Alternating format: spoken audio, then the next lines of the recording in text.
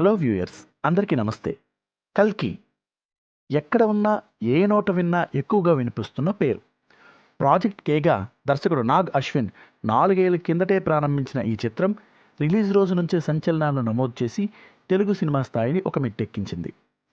ఈ చిత్రాన్ని థియేటర్లో చూస్తున్న సినీ ప్రియులంతా ఆహా, విజువల్ వండర్ అంటూ తమ అనుభవాన్ని పంచుకోగా, ఒక కొత్త లోకంలోకి వెళ్ళిన అద్భుతమైన ఫీలింగ్ కలిగిందని సగటు ప్రేక్షకుడు చెప్తున్నాడు.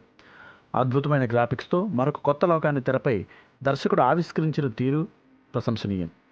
ఆ విజువల్స్ చూసి ఎవరైనా వాహ్వా అనాల్సిందే. ఎక్కడా రాజీ పడకుండా బడ్జెట్కి న్యాయం చేస్తూ నిర్మాత అశ్వనీ దత్ గారు వ్యవహరించిన తీరు కూడా అభినందనీయం. ఈ చిత్రానికి ప్రపంచవ్యాప్తంగా మంచి ఆదరణ లభిస్తోంది మరియు విమర్శకుల నుంచి ప్రశంసలు కూడా అందుకుంటోంది. అయితే ప్రస్తుతం ఈ సినిమాపై ఒక విషయంలో కాంట్రవర్సీ నడుస్తోంది.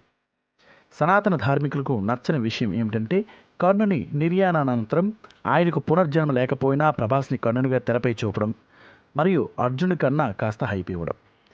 నిజానికి వ్యాస భారతంలో పూర్తిగా కర్ణ వ్యక్తిత్వం చదివిన వాళ్ళు తప్పనిసరిగా ఆ విషయాన్ని వ్యతిరేకిస్తారు. ఇప్పుడు ఇదే సర్వత్రా చర్చనీయాంశంగా మారింది.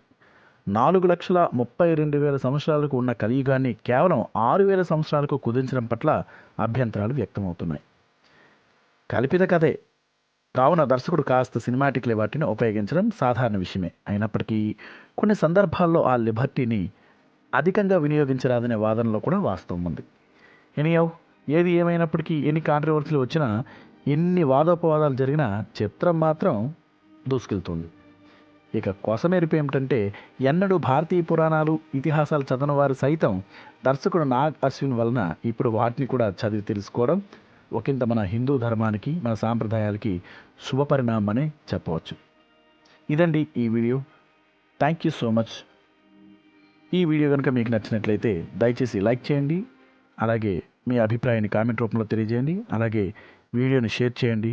మరియు మరిన్ని అప్డేట్స్ కోసం మన ఛానల్ని సబ్స్క్రైబ్ చేసుకోండి. Thank you so much. Thanks for watching. Have a nice day.